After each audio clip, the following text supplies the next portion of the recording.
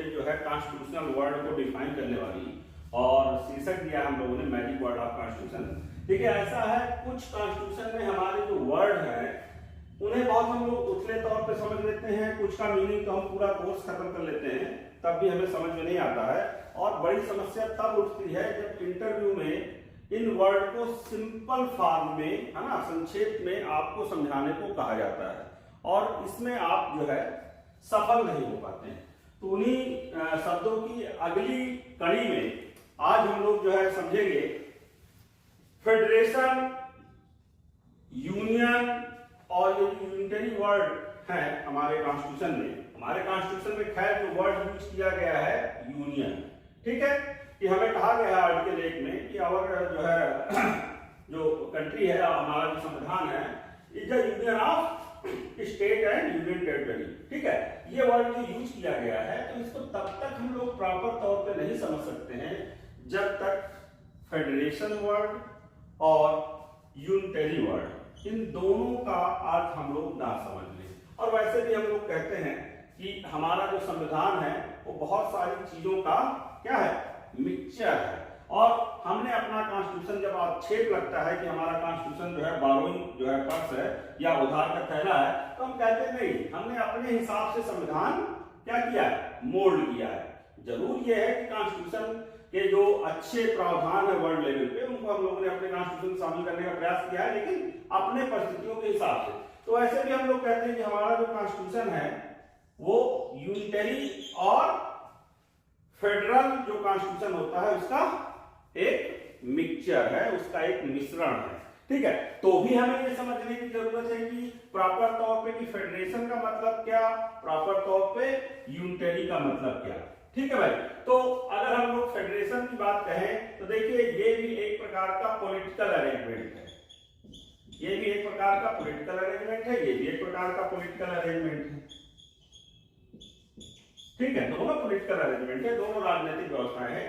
इस प्रकार की व्यवस्था में क्या होता है कि दो या दो से अधिक जो है राज्य, बहुत सारे राज्य मिल करके क्या करते हैं कि एक फेडरेशन बना देते हैं और आपस में ये जो फेडरेशन बनता है किसके थ्रू बनता है, थ्रू द एग्रीमेंट और ट्रीटी। ठीक है, कोई संधि या कोई करार के द्वारा इस प्रकार का जो है परिसंघ ये बनाते हैं, फेडरेशन बनाते हैं। इस प्रकार के परिसंघ में एक सेंट्रल गवर्नमेंट होती है और बाकी क्या होते हैं, स्टेट गवर्नमेंट होते हैं, बाकी क्या होती है, स्टेट गवर्नमेंट होती है। ठीक है भाई, और आपस में जो इनका संबंध होता है वो मेन जो फेडरेशन का एक क्राइटेरिया वो होता है सेपरेशन ऑफ पावर या division of power, division of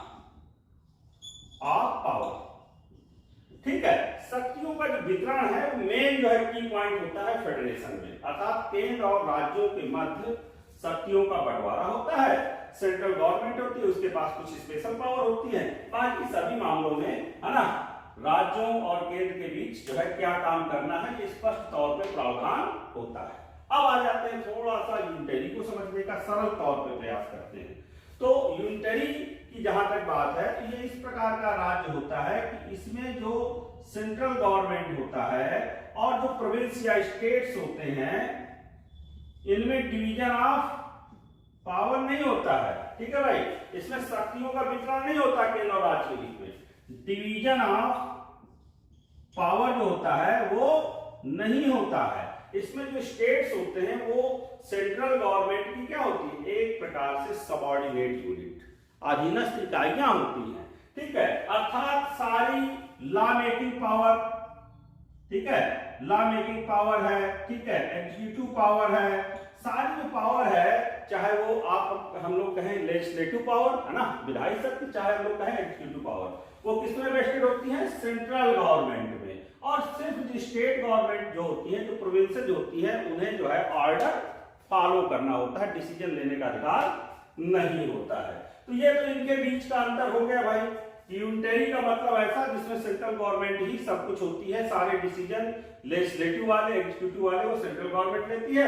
ये ऐसा अरेंजमेंट होता है जो भाई एग्रीमेंट और जो है ट्रीटी के थ्रू मोर देन 2 और 2 जो स्टेट्स होते हैं वो मिलकर के अपना तय कर लेते हैं। एक सेंट्रल गवर्नमेंट होती है, कुछ स्पेशल पावर्स को दे दी जाती है डिफेंस के लिए, एक्सटर्नल अफेयर के लिए, बाकी अन्य सब मामलों में राज्य क्या होते हैं, स्वतंत्र होते हैं। ठीक है, एक चीज ये हो गई। तो अब सबसे बड़ी बात ये आती है कि यूनियन क्या होता है। ठीक है भाई, और हमारा जो है आर्टिकल 1 जो है, आर्टिकल 1 है वो ये कहता है कि India is a union of state and union territory. हमने कहा है कि हमारा देश क्या संघ है। ठीक है, तो आखिरकार इसको अगर परिभाषित करें तो कैसे करेंगे? इसमें भी हम एक वर्ड ये कह सकते हैं कि भाई हम तो देख रहे हैं हमारा जो भारत है बहुत सारे राज्यों का समूह है, तो हम इसमें भी कह सकते हैं कि एक से अधिक राज्यों का समूह होता है। इसमें भी एक सेंट्रल गवर्नमेंट होती है, इसमें भी क्या होती है भाई, एक सेंट्रल गवर्नमेंट होती है और स्टेट्स होते हैं। और इसमें भी डिवीजन ऑफ पावर है।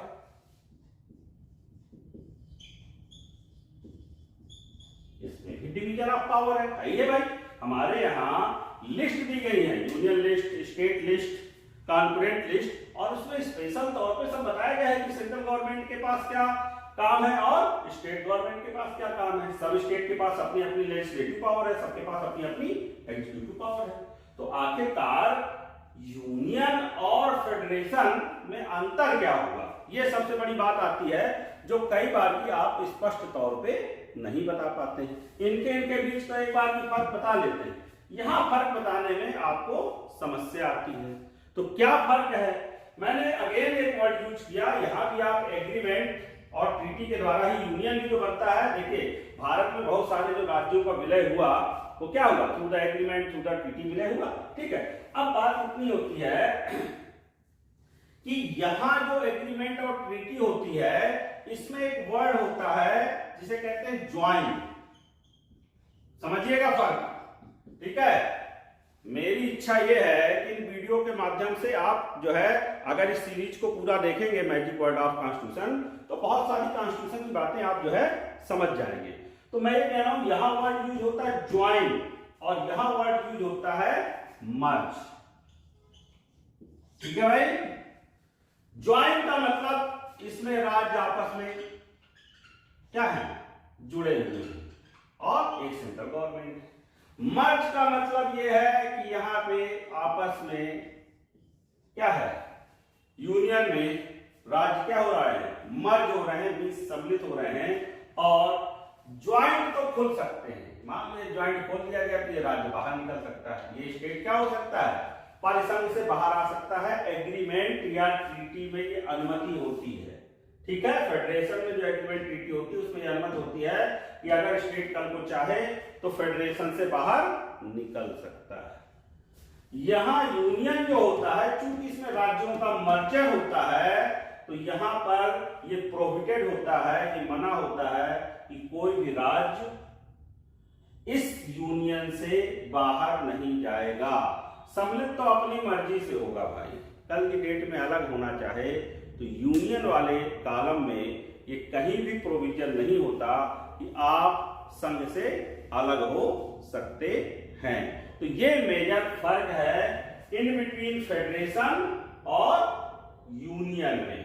आगे जो दूसरा जो लेक्चर होगा, ठीक है, उसमें हम लोग ये समझेंगे कि भारत के जो फेडरेशन वाले फीचर्स क्या हैं, जो है यूनिटरी फीचर क्यों है, क्यों हम लोग जो है कहते हैं कि India is a mix constitution of federal features and unitary feature. ये हम लोग अगले लेक्चर में समझेंगे।